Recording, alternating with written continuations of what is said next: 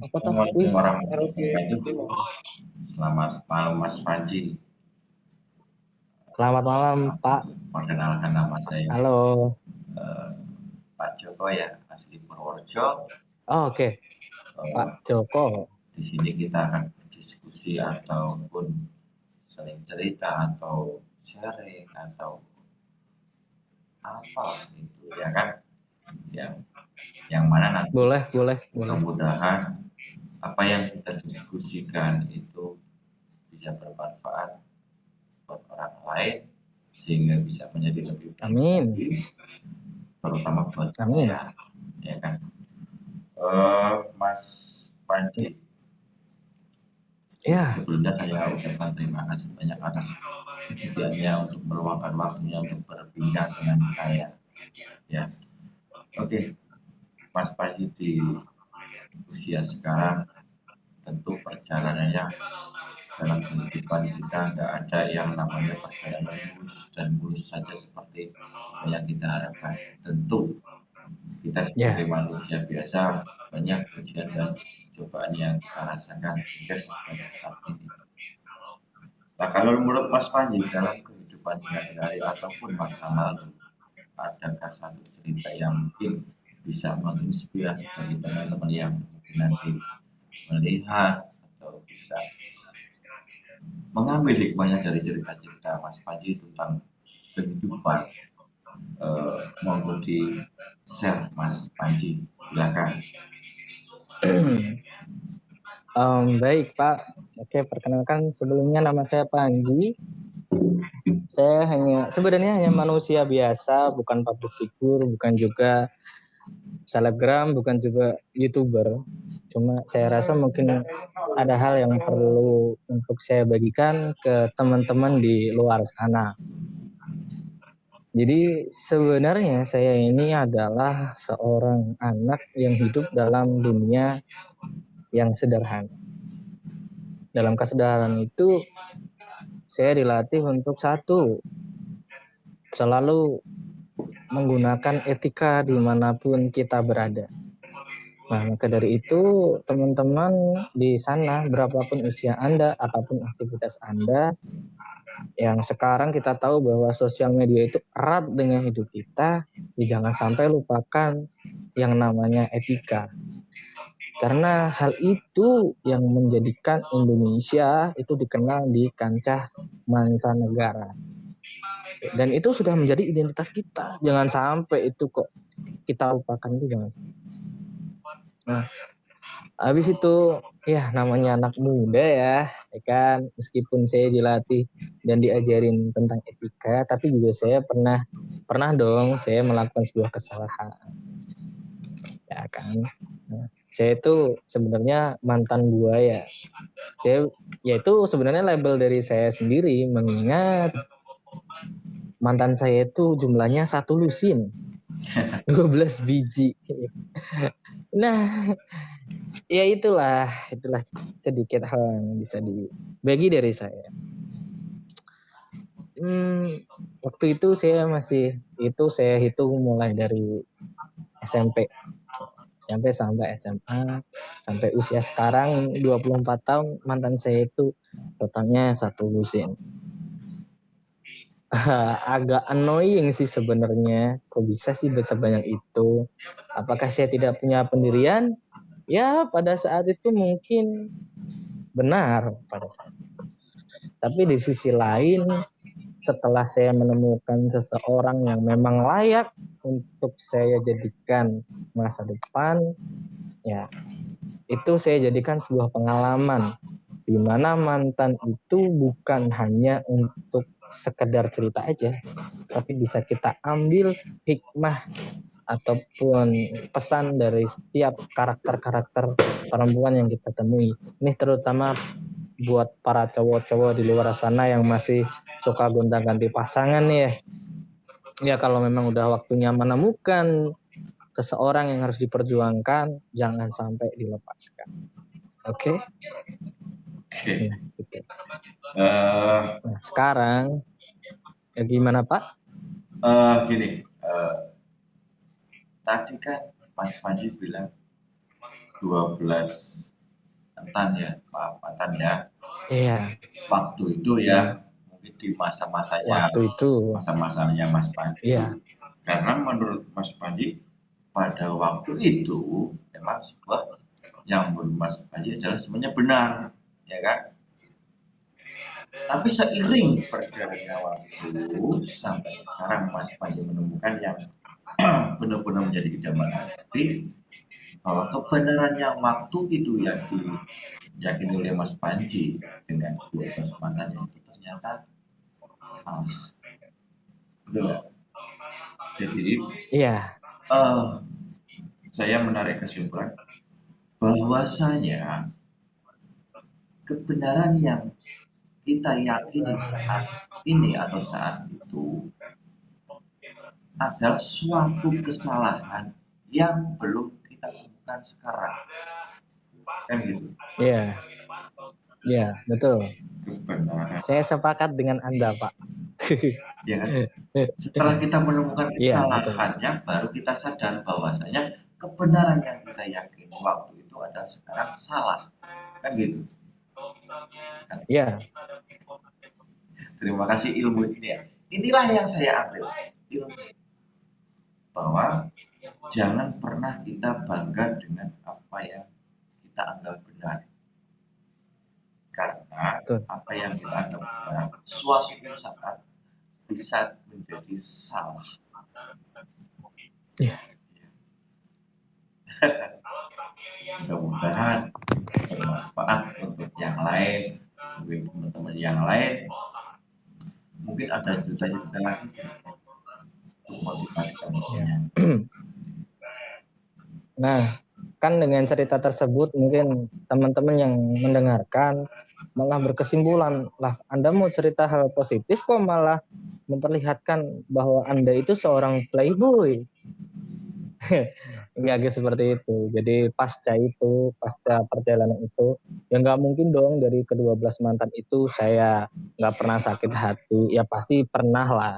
Pernah saya di PHP, pernah saya diselingkuhin, pernah. Ya, sebenarnya sih imbang. Ketika kita melakukan sesuatu, di hari kemudian kita juga akan mendapatkan balasan dari apa yang pernah kita lakukan di hari sebelumnya. Kalau orang bilang itu sebuah karma, ya saya bersyukur bahwa karma yang saya dapatkan itu di saat saya masih muda dan di saat saya masih bisa membuka pikiran saya seperti itu. Dan kemudian hal itu saya jadikan pengalaman untuk menjalani sebuah hubungan yang lebih baik. Di usia saya yang 24 tahun sekarang saya sudah bertunangan. Nah, kenapa saya memilih kenapa saya itu kan pilihan ya sebenarnya, mau tunangan sekarang, mau tunangan besok, mau nikah sekarang, mau nikah besok, itu kan pilihan. Nah, kenapa saya memilih bertunangan dengan dia?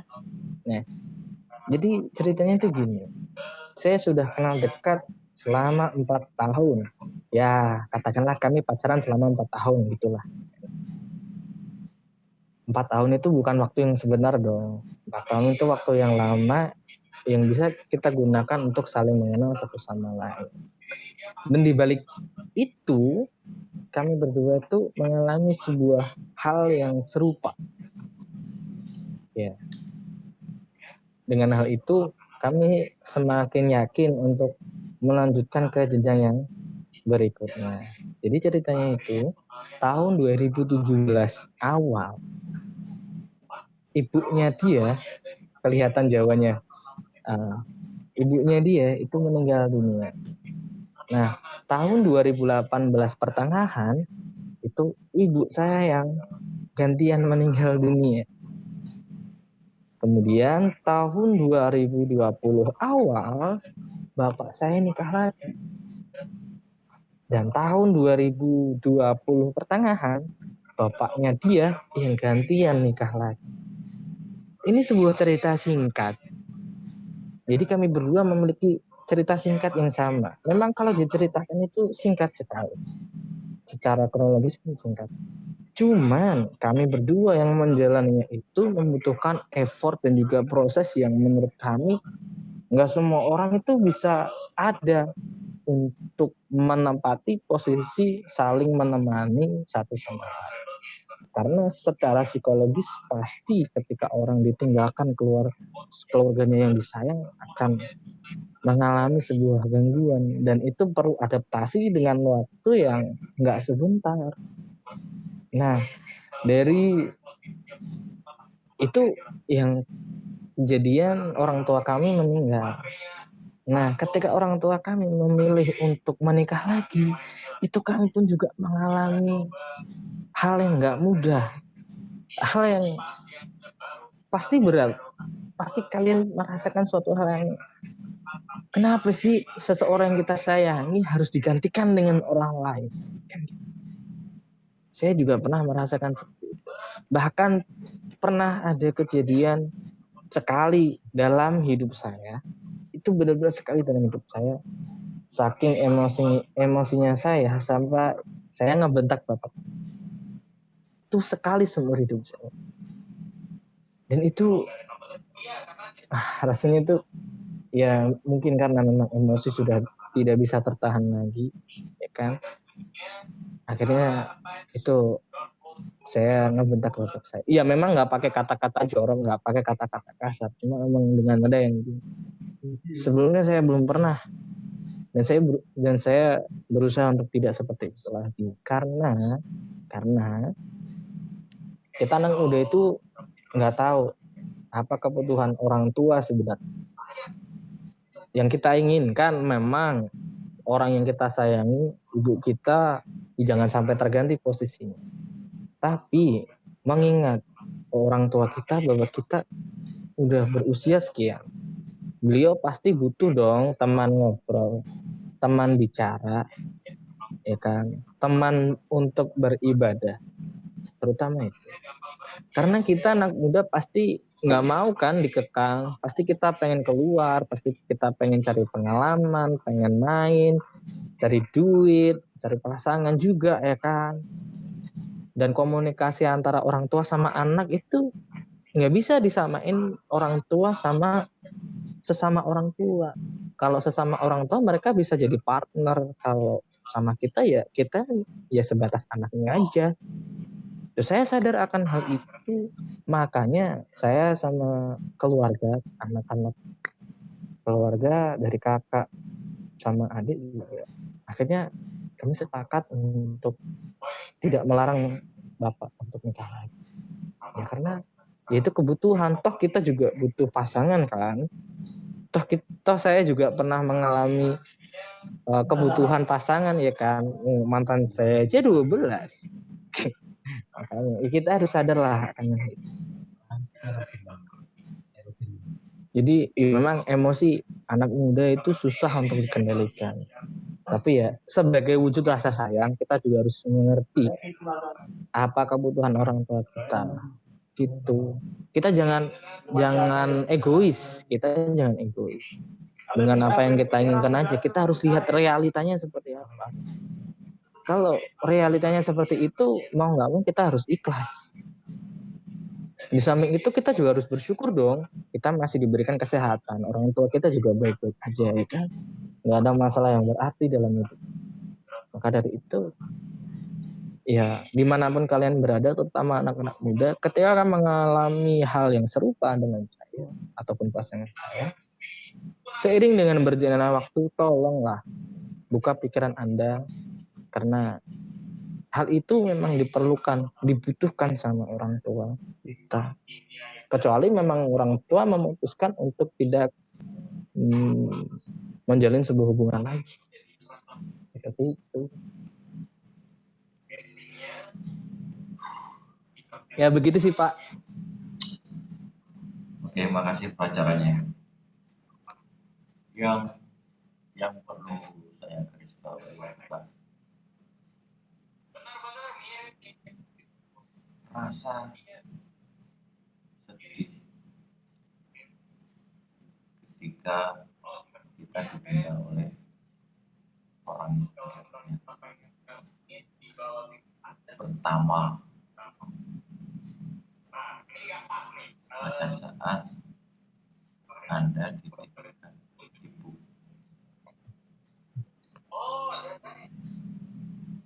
pastilah pasti merasakan guncangan yang hebat.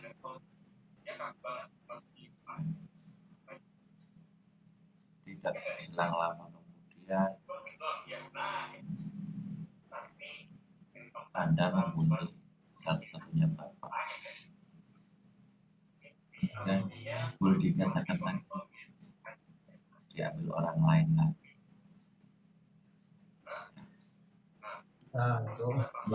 Yang kesakitan kemarin tentu luar biasa itu guncangan dalam pikiran kita sebagai manusia biasa. Akan tetapi hebatnya Anda itu bisa menahan diri Anda. Anda bisa mengambil kesimpulan jernih dan menghargai kondisi orang tua ini yang belum tentu bisa dilakukan oleh teman-teman ataupun saya. Makanya marilah kita sama-sama belajar dari siapapun dan dalam hal apapun. Ketika kita bisa mengambil banyak pelajaran yang untuk kebaikan, apa salah, apa jelek, Mas tahu obat apa baik buat Obat nyamuk. Dia bisa sebesar itu hanya belajar dari apa? Seekor nyamuk. Dia besar seperti itu. Iya. Makanya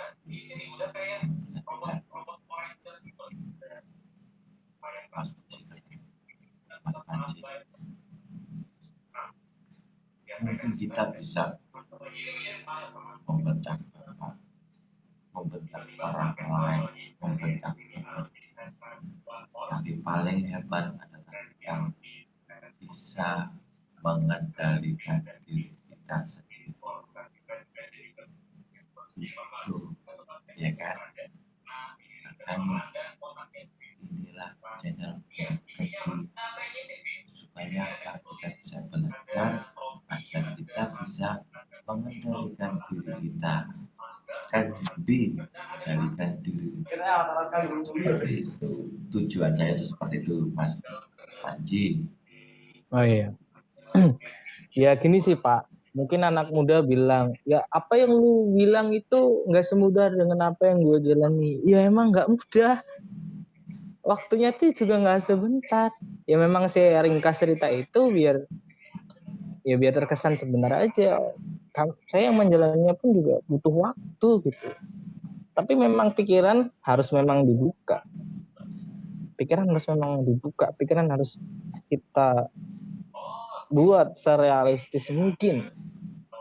Dan tidak lupa kita juga harus memikirkan orang yang sudah memperjuangkan kita untuk hidup. Orang tua kita.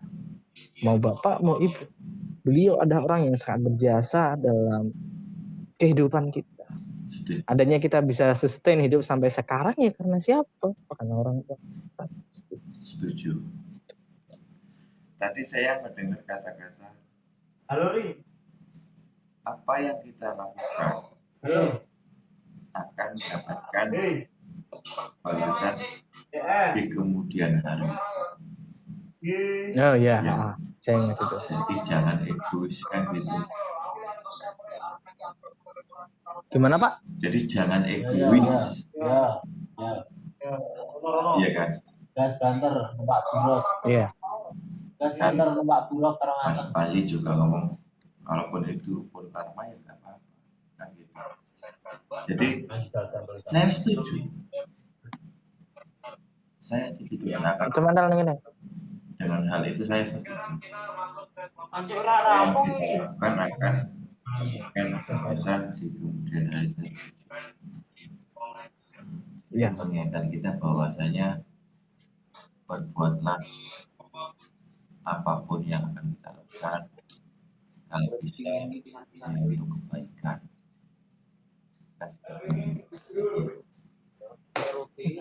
karena di kemudian hari insya Allah kita juga akan mendapatkan balasan dari apa yang sudah kita lakukan kan gitu.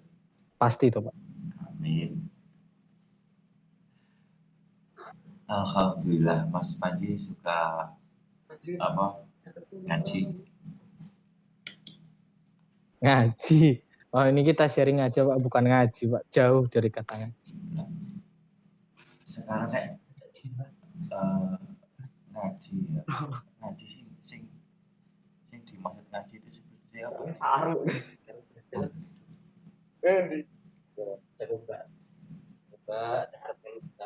Mas, coba saya minta tolong jenengan sholawat bisa nggak? Sholawat. Dikit-dikit sih, Pak. Silakan. Dikit-dikit bisa. Sebisa Anda. Masa sepuh deh.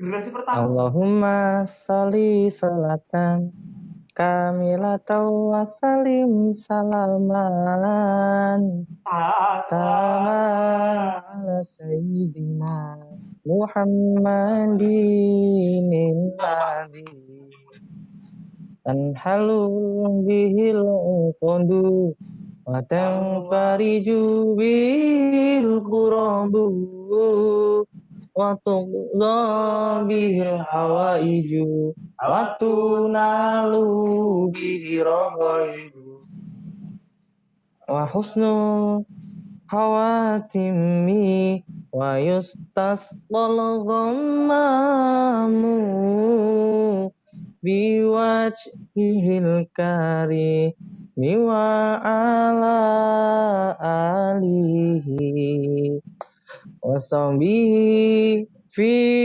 kulli lamhati wa nafasim bi'adati kulli ma'lumilat. Sudah, Pak. Alhamdulillah. Saya malu, Pak. Enggak lancar saya. Sekarang saya tidak akan apa yang kamu malukan apa saya tidak akan mulai ke situ. Saya cuma ketika kita sholawat itu adalah bukti cinta kita kepada Nabi besar Muhammad SAW.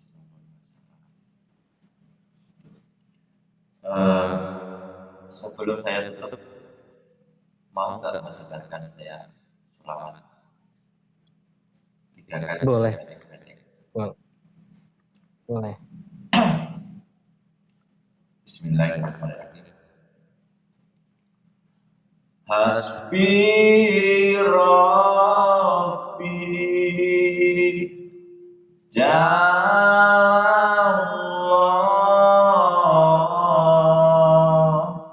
ma fi qalbi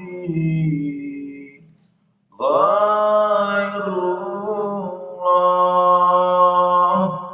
Nur Muhammad Sallallahu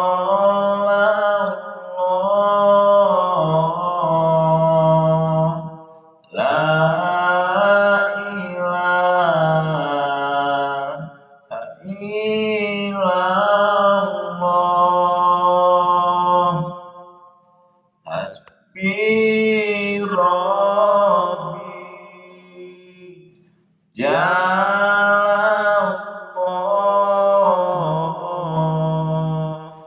ma fi qalbi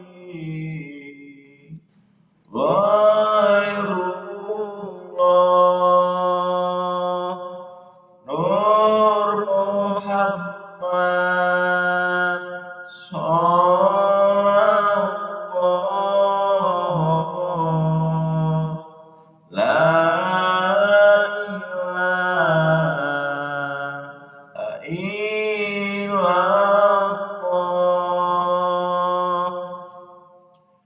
Hasbi Rabbi Ja'allah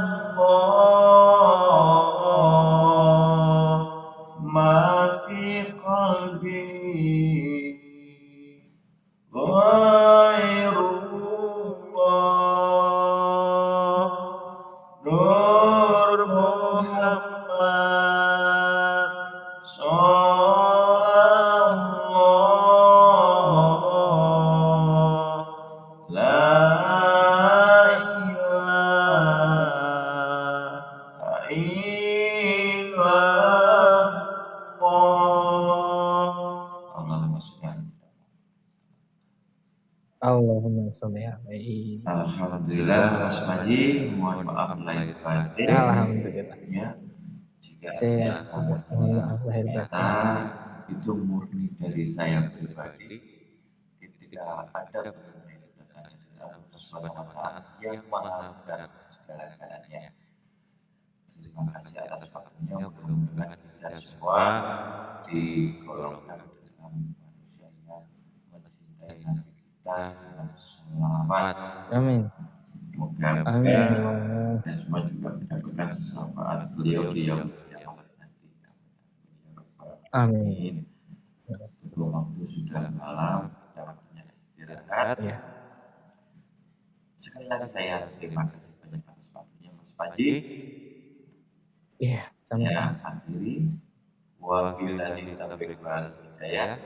Wassalamualaikum warahmatullahi wabarakatuh. Waalaikumsalam warahmatullahi wabarakatuh.